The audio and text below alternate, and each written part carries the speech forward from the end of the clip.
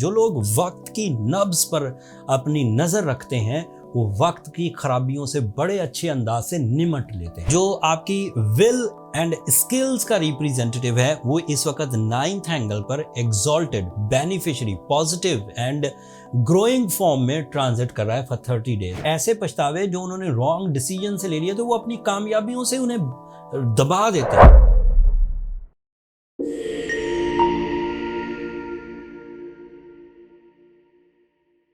अस्सलाम वालेकुम ल्यूज़, मैं हारिस अज़मी प्रोफेशनल एस्ट्रोलॉजर आपकी खिदमत में हाजिर हूँ इस हफ्ते की एस्ट्रोलॉजिकल रिसर्चेस के साथ।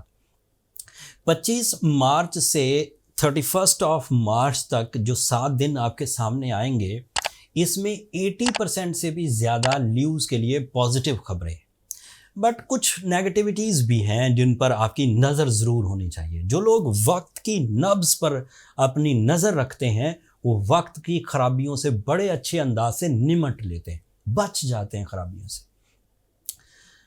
25 मार्च को चांद ग्रहण होगा, ये बात तो मैंने पिछली वीडियो में ही डिस्क्राइब एंड डिटेल्स दे दी थी।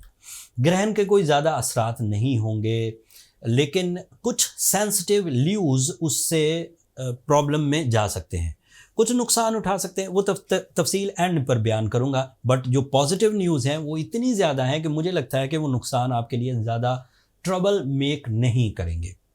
पॉजिटिव न्यूज़ सुनिए। आपका रूलिंग प्लैनेट सूरज, जो आपकी शख्सियत का रिप्रेजेंटेटिव है, जो आपके टैलेंट का रिप्रेजेंटेटिव है, जो आपकी इनर एबिलिटीज़ का रिप्रेजेंटेटिव है, जो आपकी विल एंड स्किल्स का रिप्रेजेंटेटिव है, वो इस वक्त 9th एंगल पर exalted, beneficiary, positive and growing form में ट्रांजिट कर रहा है फॉर 30 डेज, स्टार्टेड फ्रॉम 21 मार्च। इस हफ्ते भी उसकी पॉजिटिविटी चलती रहेगी। इस पॉजिटिविटी में इस 9th एंगल पर मरकरी भी है। इन दोनों की कम्बिनेशन कई तरह से मुफीद होगी। अब मैं पहले सूरज से रिलेटेड बयान कर दूं। जब सूरज अच्छे एंगल पर हो तो ल्यूज़ के अंदर एतमाद बढ़ जाता है, वो ज़्यादा रिस्की हो जाते हैं, रिस्क लेते हैं एंड कामयाब रहते हैं। वो रिग्रेट से बाहर आते हैं, वो गमों से बाहर आते हैं, वो पछतावे, ऐसे पछतावे जो उन्होंने रॉन्ग डिसीजन से ले लिए तो वो अपनी कामयाबियों से उन्हें दबा देते हैं।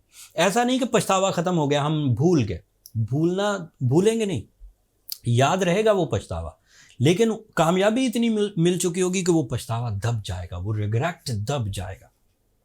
फिर आपकी पर्सनालिटी ट्रेट्स में, आपकी पर्सनालिटी की एबिलिटीज़ में कोई ऐसी चीज़ थी जो आपकी क्वालिटी हुआ करती थी, कोई ऐसी सलाहियत थी जो आपकी वजह शोहरत थी, कोई ऐसी आदत थी जो आपको ज़िंदगी में सुख एंड सुकून दिया करती थी, बट किसी वजह से, किसी इंसिडेंट, पॉजिटिव इंसिडेंट या नेगेटिव इंसिडेंट या खुद की लापरवाही से आपने वो आदत खो दी, वो सलाहियत खो दी। कोई वजह, कोई सीज़न आया हो, ऐसे सीज़न आते हैं, गमों के सीज़न, कोई प्यारा दुनिया से चला जाए, ऐसा गम लाहक होता है, बंदे को अपनी आप की होश नहीं रहती। कुछ ऐसे सीज़न भी ज़िंदगी में आते हैं जिनकी वजह से बंदा अपनी सारी सलाहियतों को यकजा करके आगे नहीं बढ़ा पाता, उसमें से कुछ ले लेता है, कुछ रहने देता है। फॉर एग्जांपल, जो लोग बिज़नेस करते हैं वो ज़्यादा फिर बिज़नेस में ही इन्वॉल्व हो जाते हैं, फिर उनकी जो लविंग एबिलिटीज़ हैं वो थोड़ी कम हो जाती हैं, या सेहत की तरफ उनकी जो तवज्जो है वो ज़रा कम हो। यू नो वेरी वेल, मुझे इसे एक्सप्लेन करने की ज़रूरत नहीं, लेकिन बताना ये चाह रहा हूं कि जब सूरज 9th एंगल पर मरकरी के साथ हो, वो खोई हुई सलाहियतें, वो खोई हुई आदतें दोबारा आती। दिस इज़ अ टाइम जब अगर आप उन आदतों को याद करते हैं या उन आदतों को हासिल करने की कोशिश करते हैं तो this is a positive most 30 days जब आप उन आदतों को ग्रैब कर सकते हैं। आप किसी ज़माने में बहुत तेज़ी से लर्न कर लेते थे, आपकी फ़ोटो मेमोरी थी, आप चीज़ों को देखते थे और याद हो जाता था। सो दिस इज़ द टाइम अब आपकी वो मेमोरी वापस आएगी।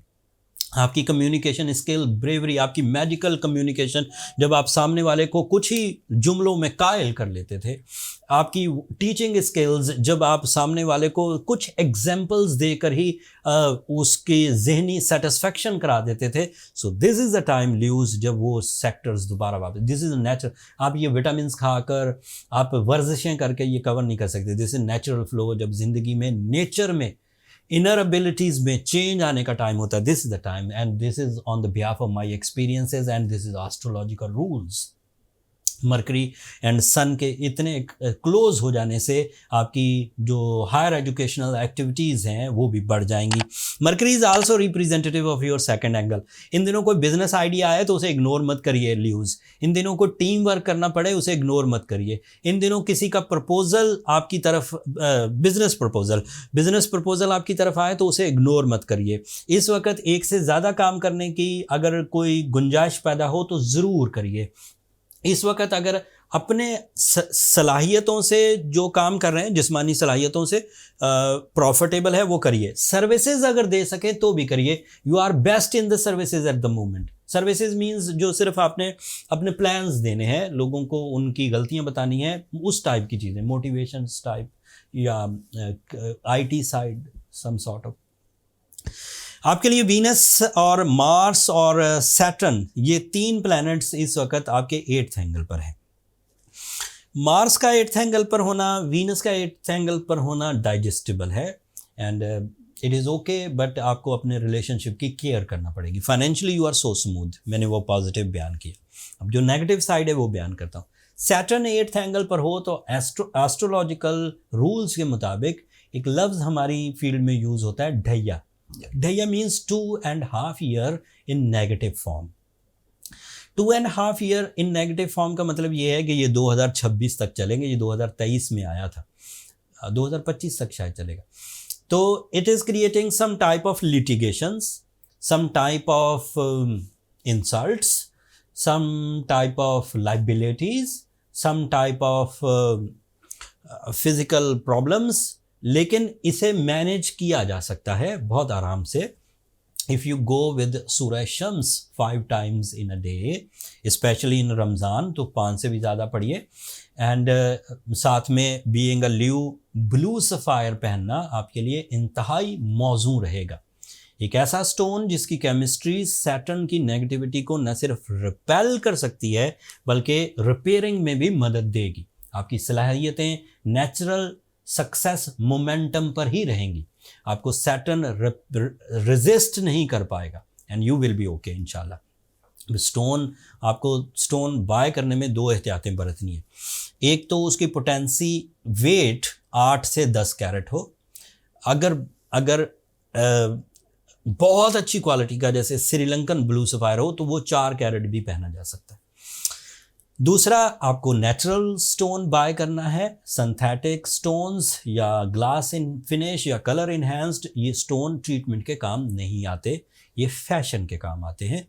लोग बहुत अच्छी और ख़ूबसूरत ज्वेलरी बनाने के लिए बेहतरीन चमकदार सिंगल कलर में स्टोन बाय करते हैं एंड ज्वेलर भी ऐसा ही करते हैं, एक ही तरह के हों, एक ही कलर के हों, जबकि नेचुरल स्टोन मोस्टली एक ही कलर के नहीं होते, उनमें कलर वेरिएशंस होती हैं। कोई थोड़ा गहरा ब्लू होगा, थोड़ा कम ब्लू होगा। उसे मशीन में किसी कानून के तहत नहीं बनाया जाता। अल्लाह ताला की तरफ से you know the mining procedures कैसे बने थे, कितने साल 100 सालों में बने, कैसे वो बने, तो उसमें कमी बेशी होती है। समटाइम स्टोन आधा कुछ ही कलर का होता है, थोड़े गहरे का आधा कम का होता है, तो उसमें डिफ़िकल्टीज आती। स्टोन आइडेंटिफिकेशन, जेमोलॉजिस्ट एक अथॉरिटी है जो इसके लिए बाकायदा पढ़ाई, यानी कि मतलब इंस्टीट्यूशनल अचीवमेंट्स है। हमने जेमोलॉजिस्ट हायर किए, लाइसेंसिंग की, फंड्स खर्च किए, बहरहाल स्टोर क्रिएट हो चुका। जिन लोगों को हीलिंग प्रॉपर्टीज़ के लिए स्टोन बाय करना है वो यहाँ से बाय कर सकते हैं। नीचे डिस्क्रिप्शन में लिंक है, ऊपर कार्ड में भी लिंक आ रहा होगा। ये मेरी सुपरविजन में होता है, इसलिए आप पूरे एतमाद से स्टोन बाय कर सकते हैं, परेशान होने की ज़रूरत नहीं।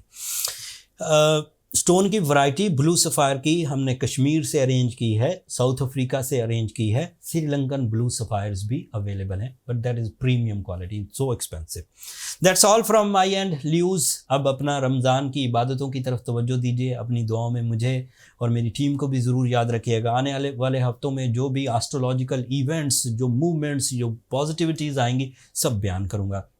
तब तक के लिए मुझे इजाज़त दीजिए। चैनल को सब्सक्राइब करना मत भूलिएगा और आपकी सब्सक्रिप्शन में कई दफ़ा कह चुका हूँ, मेरे लिए हिम्मत अफजाई का, हौसला अफजाई की वजह बनती है। अगले हफ्ते तक के लिए अल्लाह ने के पास।